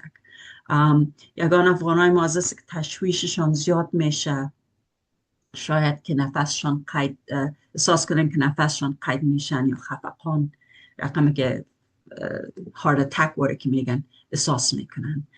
جگرخونی، به غمگینی برشان، افسردگی پیدا میشه، PTSD که میگن. یگان افغانای ما متاسفانه از است که فشارها زیاد میشه، دور میخورن، برای سیگرت میکشن یا الکل استفاده میکنن، و یگان کسان درگز استفاده میکنن. و متاسفانه یگان افغانای ما این میبینیم که میخواین که زندگی خلاص پیش خود بگیرن. این چیزایی است که مهم است ما نکنیم که بگویم تیر میشه، باید دربارش یک چیز بکنیم. از امو خاطر در وقت شروع کردم گفتم که 1-2 دقیقه بگیرین ببینین که در وجودتان چی احساس میکنین جسمی و در فکرتان. و ما میفهمیم که وقتی که مادر و پدر روحن خوب نیستن یا زیر فشار هستن، صحتشان خوب نیست، اولادم روحن خوب نمی باشن، صحتشان خوب نمی باشن و زیر فشار می باشن. ات فکر نکنین که اولادتان وقتی که شما احساسا رو میکنین، احساسات در پیشنهاد اولادتان یاره نمیبینن، میبینن. ما میفهمیم که وقتی که وقتی که ما زیر فشار هستیم نمیتونیم چی که به خود برسیم به دیگه کس درست نمیتونیم برسیم. نمیتونیم بشینیم قصه شانه بشنویم، گپشان بشنویم، مشکلشان بشنویم و کمکشان کنیم، چی که یک کس دیگه باشه یا چی که اولاد ما باشه. از امون خاطر مهم است که ما ببینیم که خود ما باعث یک مادر و پدر خود ما در کجا هستیم و این میفهمم که مشکلات پیدا میشه که به درستی کت اولاد خود گپ بزنیم، آرام گپ بزنیم و مثبت گپ بزنیم و او را اولاد میتونه بفهمه. و وقتی که ما فشار روی می داشته باشیم، زیر تاثیر می باشیم در این مشکلات هایی که در اینجا هست، یا این تاثیر هم میکنه به ارتباط ما به همراه اولاد ما. امو ارتباط ما که باید به اولاد نزدیک باشیم، امو آستا دورتر احساس میکنیم و این تاثیرها به اولادا می باشه و دن ما میبینیم که اولادا مشکلات پیدا میکنن، مشکلات روحی میبینیم که پیدا میشه برشان، مشکلاتی که به درسشان، به رفتارشان، این چیزها را ما به اولادای افغان میبینیم که پیدا میشه. از این خاطر ما میخوایم صحبت کنیم که ببینیم که چی بتونین شما به خود کنین که خود یک همه مشکلات روحان اگه براتون پیدا میشه بر خود کمک کنین و چطور اولادتون هم میتونین کمک کنین. چه قرار زدین آمدین در تیاره، در هر چی چطور که آمدین، نه فقط با خود آمدین به اولادایتون که یا به خیر یک زندگی بهتر داشته باشن. وقتی که این قرار زدین ما باید تانوزم کوشش کنیم که به اولاد خود چطور امرایشان پیش بریم و چطور کمکشان کنیم که اینجا به خیر موفق باشن در هر چیزی که رشته‌ای که میرن زندگی پیش میبرن. Next.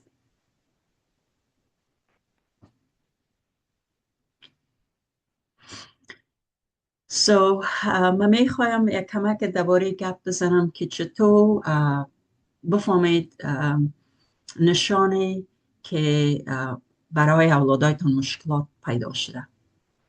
چون متاسفانه ما زیاد افغانای ما رو میبینیم واده میاین که این مشکلات بسیار زیاد پیش شده و از وقت و بسیار دن وقت میگیره که این مشکلات رفع شده بر اولادشان. ما میخواییم این چیزها رو براتون صحبت کنیم درباره‌اش که بتونین شما پیشتر جلوگیری کنیم و اتنا نکنین که مشکلات میبینین فکر کنین که خب هر یک دو روز از تیر میشه خوب میشه. اگر ما جلوگیری نکنیم این مشکلات بر اولادا زیادتر میشه، کمتر نمیشه. اولادایی که زیر فشار هستن زیاد، چی که در خانه چی که از بیرون از خانه، ما میبینیم فشارها را ای اولادا زیاد ترس دارن، وسوسه برشان زیاد است، خودی از ای اولادا افسردگی برشان پیدا میشه یا PTSD. ای اولادا شاید یک کس نداشته باشن که راتبهشان کتشان خوب باشه که یک کلان بتونن درباره احساسات خود گپ بزنن. ای اولادا شاید خود بلیم کنن و بگوین که این مشکلات از خاطر ما شده این کارا. و ای اولادا رو ما میبینیم که زیاد خو کردنشان مشکل است برشان، دیر میگیره که خو کنن، خو تنها نمیتونن بکنن، شو هر چند دفعه میخیزن، یا وزن نمیگیرن یا وزن زیاد میگیرن چون زیاد خورده میرن نمیتونن که خود استاد کنن. رفتارشان میبینیم که مشکلات به خانه میباشه یا عین مکتب. زیاد وقت فامیلا مادرها و پدرها متاسفانه تلفن میگیرن از مکتب که اولاد جنگ میکنه زیاد. این چیزهایی است که ما باید تیز درباره‌اش فکر کنیم و جلوگیری و کمک بخوایم. یگان اولادا نمیخواین که مکتب برن، بانگیری زیاد میگیرن، نمیخواین مکتب برن، خوش نیستن و از آستاستا از مکتب دل سرد میشن. Next slide.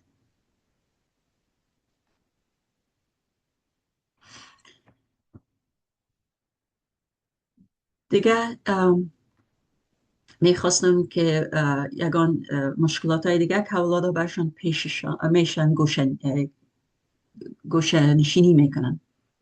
اولاد این وقت است که باید کت رفیقا خواهنده خود بازی کنن، کت همسایه، کت دوستان، بچه خاله برادر، بچه همه هر کس که طرفشون میان بازی بکنن خوش باشن. اما میبینین که اولادتان زیاد گوشه نشینی میکنن یا ارتباطش کتشان خوب نیست، غیر قار میشن، جنگ میکنن یا چند ساینش هستک. یا میبینین که اولاد در اینجا شاید نامه خود که میاره در مکتبا usually سال 4 دفعه اولاد یک پارچه میگیره، پارچه رو میارن که میگن که درسایشان چطور پیش میره و میبینین که یا اولاد مشروط میمونه یا رشد نمایشان که چیزی که معلم داشت نشته کرده میگه که درست یاد نمیگیره یا در ذهنشان نمیشینه. این چیزایی است که باید تیز جلوگیری کنیم، باید با تماس شویم امرای مکتب به امرای معلم که ببینین که چطور کمک بتونن، شما چطور بتونین کمک کنین و چی کمک های دیگه است که اولاد نمیخوایم که پس بانه، چون ارجقه که اولاد پس بانه مشکلات های دیگه برش زیادتر میشه. بهتر است که ما تیزتر جلوگیری کنیم. Next please.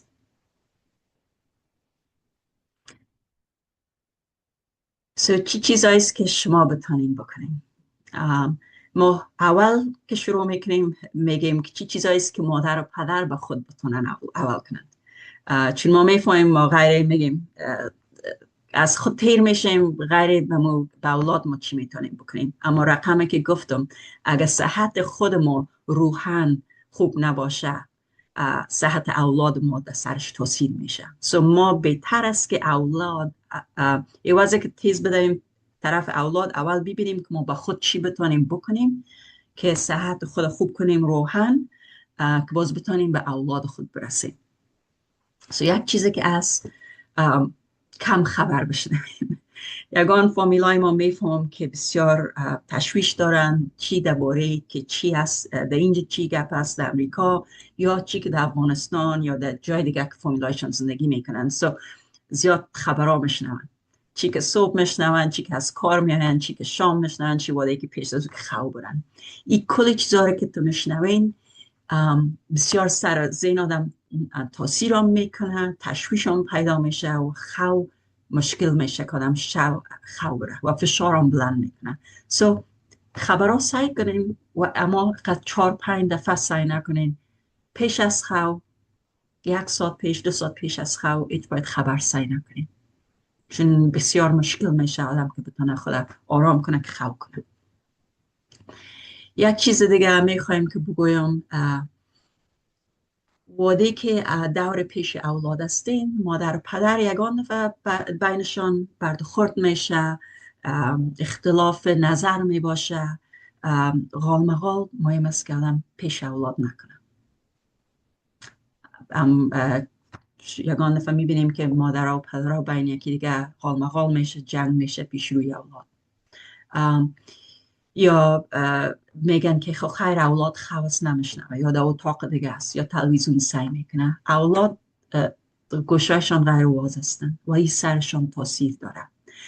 اگر میفهمین یک چیز است که باید شما خصوصی شوهر خانم باید یکی دیگه صحبت کنین، بانین تا که اولادایتان مکتب میره و یک وقت پیدا میکنین که اولادان نیستن خانه کی گپا رو بشنون که بتونین مشکل بین یکی دیگر رفع کنین، اما پیش روی اولادی کارا رو نمیکنین که این تشویش پیش میشه برای اولاد. زیاد چیزا رو که میبینم. سوم، یک چیزای خوب برای خود باید بکنین که کمک کنین خود. مثلا مهم است که نان سیئی بخورین، مهم است که یک چیز اکسرسایز بکنین، فیزیکی شور بخورین، چی که قدم زدن میرین، چی که اولادها رو میرین در پارک میبرین، خودتان پس پیش را میگردین، چی که وزن برداری میکنین، ساکر میرین که اولادایتون بازی میکنین، یک چیز میکنین که فیزیکی وجود کار داره و این کمک میکنه که همی استرس ها را ریلیس کنه، ایلا کنه از وجود. این مهم است براتون. و چیز دیگه هم خو بگیریم. من زیاد افغانای ما رو میبینم که متاسفانه خو نمیکنن تا 11 12 1 بجه شب.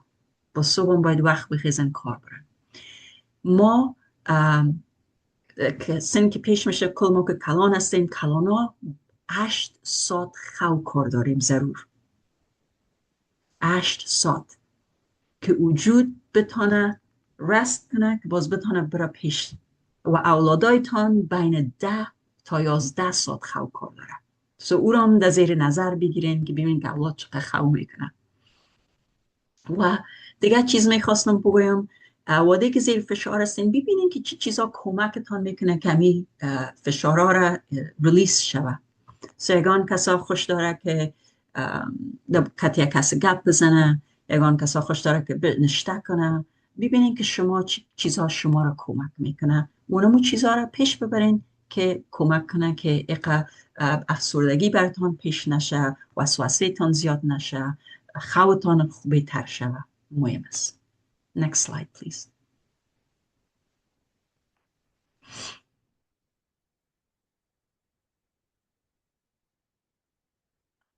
و ما میفهمیم که اینجا آمده این زیاد افغانای ما میگه که زیاد فامیل ما نیست، یا دوستانم که در افغانستان هست نیستن. میفهمیم که احساس تنهایی میکنین. اگر فامیلتان دور پیش نیست، ببینین که کی در دورتان است، همسایه‌هایتان که خوب است که میتونین کتشان همسایه‌هایتان پیش ببرین، خانه تان بخواین به یک نان و خانه از وا برین، چیزایی کنین که آستا برایشان نزدیک شوین. مهم است که ما یک گروپ پیدا کنیم برای خود که بتانیم که کتشان صحبت کنیم، یک دوست رفقانه پیش بریم و هم برای ما خوب است روحن. و ببینین در دور پیشتان که کدام مسجد نزدیکتان است، کدام مسجد نزدیکتان است، اقل خود برسانین در اونجا هفته یک دفعه. اگر هر صبح نمیتونین یا هر شام نمیتونین، اتلیست هفته یک دفعه برین و اولادایتان کتتان ببرین. امونجا است که میبینین افغانای دیگه تان، اگر افغانا رو نمیبینین مسلمانای دیگه تان رو میبینین. یک سنس اف کمیونیتی براتون میاد، احساس تنهایی نمیکنین. مهم است ببینین که کجاست یک مسجد نزدیکتان و اون را هفته یک دفعه برین و کوشش کنین که اولادایتون هم ببرین و دین خدا و امی کمیونیتی مسلمانای دیگر هم میبینن. مهم است برشان. و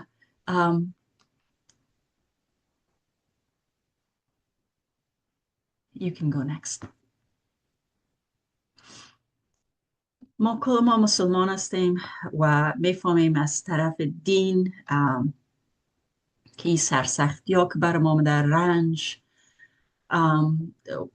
کل چیزهای مشکلات هایی که آمده بر ما، میفهمیم که سختی میشه، اما میفهمیم که ما مسلمان هستیم، باید صبر داشته باشیم. رقمی که آقای لاتون گفتن باید صبر داشته باشیم، توکل به خداوند و پیشان بریم. زندگی رو نمیتونیم که همت در خانه خود قفل کنیم و دست ترس زندگی کنیم. ما باید هر روز که میتونیم تلاش خود داشته باشیم و تنوزم به خداوند توکل داشته باشیم که خداوند ما را کمک میکنه. و تو نمیشه که اگر ما مسلمان خوب باشیم خداوند بر ما سرسختی هم نمیاره. این سرسختی ها ما را کمک میکنه که خدا نزدیک کنیم به خداوند. این مشکلات که ما بر ما پیش میشه کمک میشه که ما به خداوند غیر در بخوریم. کل پیغمبرای ما رو که ما ببینیم، پیغمبرای ما کلشان سرسختی دیر کردن و کلشان باید صبر میکنن، توکل و پیش میبردن زندگی را. Next slide.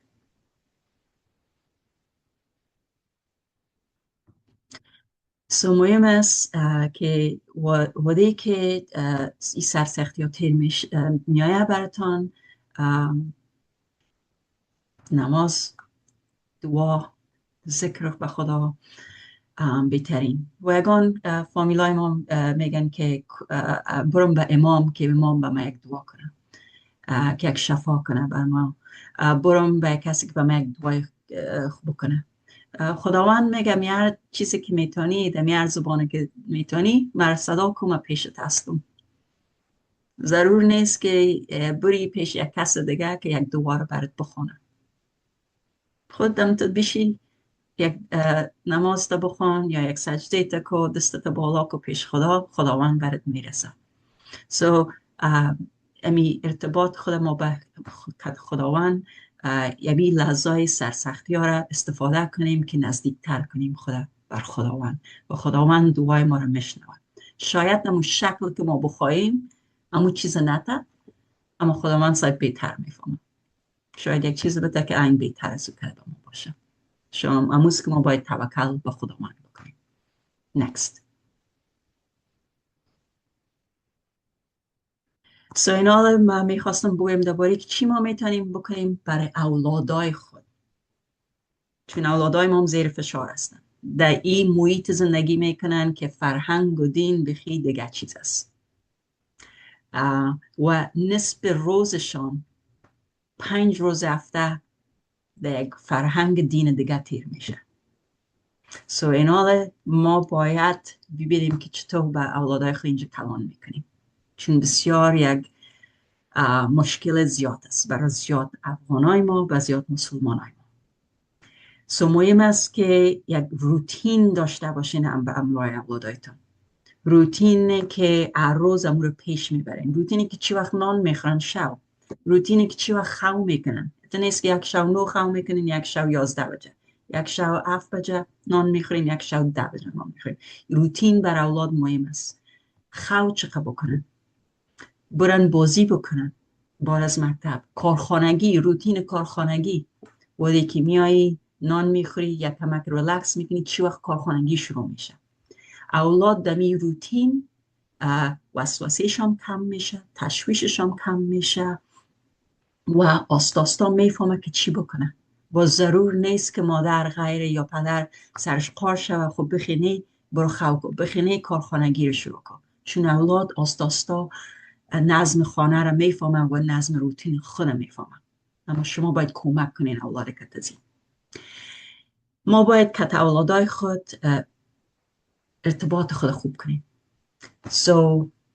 کتشان بیا بچین بگو به من در روز چطور بود، بیا بچین بگو کتی بازی کردیم روز، چی نان خوردی در مکتب، کدام پراجکت کردی، بیا که من ببینم، بیا که رنگ کنیم یک جای. بیا که بازی کنیم، بیا که بریم در پارک یک جای، بیا که بریم قدم زدن، بیا که ساکر کنیم. چون معلمشان است، اما شما اولترین معلم اولادتان هستین و تا که زنده هستین معلم اولادتان هستین. ایناله به ایسی یک معلم شما باید رول دارین که چی اولادتان درس میدین. مهم است که ما به اولادای خود بشنویم. اولاد که میاد درباره مکتب خود گپ میزنه، تلفن خود پایان میمانیم، نیست که در تلفن باشیم، تلویزیون گل میکنیم، هرچی که میکنیم میمانیم، چون ما مهم است که بشنویم اولاد خود. چون هرچی که نمیره بکنیم بر اولاد احساس ارتباطش برای شما نزدیک میشه و او که وقتی که نوجوان شون بلوغ جوانی شروع شود، چون از است که میتونستن راحت بودن که هر چیز براتون بگوین، اندمو وقت هم میتونن پیشتان بیاین راحت گپ بزنن، مشکلات خود براتون بگوین، از تان نظر بگیرن. اما اگر شما این چیزا رو شروع نکنین از اینمی وقت، وقتی که اولاد تینیجر میشه، جوان که میشه، او وقت که شروع کنین، او وقت اولاد ارتباط کتون نداره، نمیایه پیشتان ده او گپا. باز او وقت که نظر میخواه میره از رفیقای خود میگیره، چی که نظر خوب است چی که خراب است. و ما این زیاد میبینیم در کمیونیتی خود. و اولاد که احساسات خود میگه، ما باید قبول کنیم که احساساتش است، کمکشان کنیم. و ما باید اما چیزای خوبه به اولاد خود نشان بدیم که چطور وقتی که ما قار میشیم چطور زندگی رو پیش ببریم، چطور که اگر من جگرخون هستم چطور پیش میرم، مانده هستم زله هستم چطور پیش میرم. و اولادتان بخواین که امرایتان بستاده شو نماز بخونه، کمکشان کنین بریم مسجد نی وقت. چون اولاد هر چقدر که اینمی که شما برا پیش ببره، اینمی راست آستا خودشان میتونن به خودم پیش ببرن. و یک دو چیز آخر میگم پیش از که آقای لتون پس بیا یک سوالایتان جواب بده. میفهمم که وقتایی است که بسیار برای فامیلا ترسناک است که از خاطر ایس. مهم است که امرای اولادایتان صحبت کنین، نه چیزایی که وحشتناک بگوین، اما وقت بگوین که مثلا این مادر جان غیر میای از مکتب میگیرید، اگه مادر جان دستش بند باشه پدرت میاره. یا مثال میتین که اگر مادر پدر دست ما بند میباشه یا در کار میباشیم، این خاله جان میفهمی که خاله جان غیر میای از مکتب میگیرید. یا اینی همسایه ما که بسیار ما میفهمیم اینی همسایه میایه. سو اولاد غیر میفهمه که شما میگیرینشان از مکتب یا اگه شما نباشین کی میگیریشانه، کی را اجازه داده، و اگه کس دیگه بیایه کت از وانه میرن. اون مهم است. سو اگه شما نباشین اولاد میفهمه که یک کس دیگه است که میایه میگیریشانه. سو امو امرجنسی بکاپ نفره بفهمین و او هم اولاد نمرهشانه بفهمن. امو مهم است. چون اگر شما خدا نکرده نباشین، اولاد در مکتب باشه معطل بشینه، میتونه که امو امرجنسی نفرها را خوب باید به مکتب هم بوین که واده انفرمیشن خود انکلود میکنن و اولاد هم میفهمه پلانه که کمک ترس و لرزشان کم شود، تشویششان کم شود. بازم تشکر میکنم بینندگان عزیز ما. اینال هر سوال که دارین، چی که بر من چی که بر آقای لتون، خواهش میکنم آریانا جان بر ما میگه و ما کوشش میکنیم که جواب بدیم.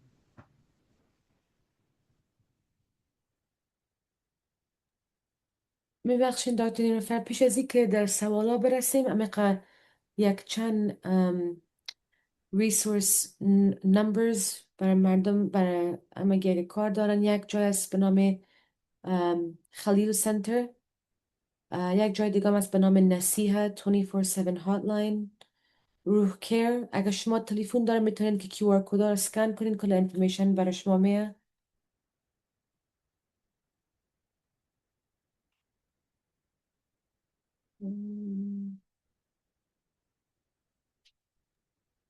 این کل نمرات هم که میگیرین، این ایجنسی ها کلشان ایجنسی هاییست که مسلمان هستن، کلینیشن های مسلمان دارن و امرای فامیل های مسلمان کار میکنن.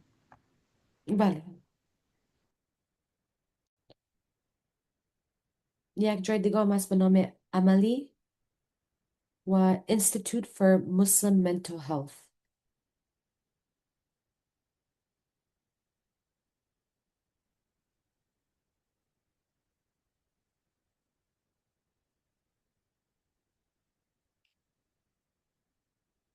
و همچنان اگر شما میخواستین زیادتر انفورمیشن راجع به بیمارستان، ما یک کلینیک داریم در MCC ایست بی و کلینیک ما در پلزنتن است.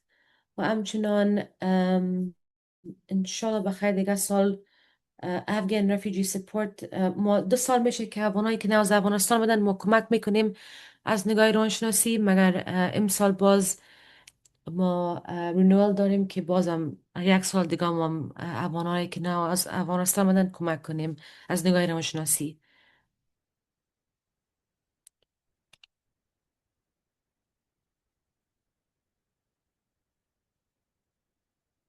و تشکر از دکتر نیلوفر، همچنان از مستر لتون. بسیار یک پرزنتیشن مفید بود. من خودم تا این یگان چیزا بود نمیفهمیدم، مگر بسیار یاد گرفتم.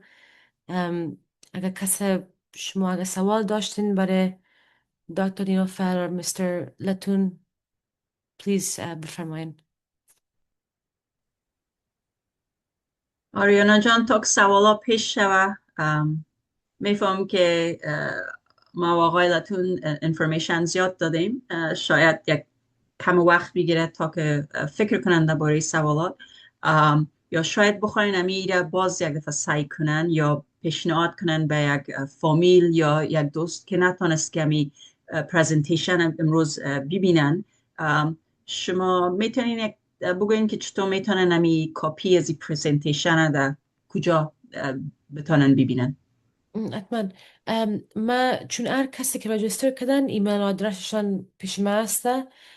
باز بعد از این برنامه کوشش میکنم که پاورپوینت دانلود کنم، باز میتونم برای هر کس روان کنم. چون وقتی که شما رجیستر کردین هم ایمیلتان است، باز از طرف ایمیل برای شما روان میکنم. یک نفر دستشان بلند بود. سلطانه جان، شما میتونین گپ بزنین. السلام علیکم و رحمت الله. تشکر میکنم از ارگانیزیشن مارستان و همچنان از آقای لاتون، از خانم نیلوفر به خاطر معلومات مفیدی که برای افغانها ارائه کردن امشب. سوال ما این بود که در قسمت آخر شما سیستم های سپورت معلوماتشان ماندین، از بخصوص بخش صحت روانی مارستان، و ذکر کردین که برای افغانایی که تازه آمدن، اینا برای آیا افغانایی که قبلا مثلا سالهای قبل اینجا آمدن و هنوز کیسایی که پندینگ دارن، میتونن اینا هم از استفاده مستفید شن از این کمک ها یا نه؟ تشکر از سوالتان. ما خصوصا به مارستان برای اوانای یک چیز است که اگر به دل ما می بود، ما اوانای از این از سالهای گذشته کمک میکردیم، مگر از طرف مستیل کالیفرنیا ما تنها میتونیم افغانای را که از افغانستان در امریکا آمدن بعد از جولای 2021. سو هر کس بعد از جولای 2021 در امریکا آمدن، ما میتونیم که وارا کمک کنیم. مگر یگان ارگانیزیشن های دیگه هم هستن در کالیفرنیا که میار رفیجی افغان که هست کمک میکنن، مگر متاسفانه ما تنها افغانایی که بعد از 2021 آمدن وارا کمک میکنیم. و یک چیز دیگه میخواستم بگم، آریانا جان میتونی که مرا کرکت کنی، به افغانای ما که دیر میشه که اینجا هستن، اگر کمک کار دارن که مثلا چی که از فامیلشان یا یک دوستشان یک روانشناس ببینن که کمک شون، با افغانایی که دیر آمدن و میتونن تانوز مرستان کلینیک شه ریچ اوت کنن و باز یک کمک فیصدی فی میتن که بتونن یک روانشناس ببینن. و رقمی که دیگه جای هم است که نامایشان برتان دادن، فیصدی نیست که فول بتین، اما از نظر که چقدر فامیل میسازه بخی باز کم آدم میته تانوزم. و اگر او را نتانستین، اگر شما مثلا شما یک دوستی که میفهمین مدیکال داره، then میتونین که امی اکسس، نامش هست اکسس the county stack، او باز میتونه شما را امرای به تماس کنه، امرای یک فارسی زبان، باز مدیکال میتونه که پیسه از او را بته، اما چون ایجنسی های خورد است پول ندارن که بتونن که کلگی را به مفت کمک کنن اترکایی.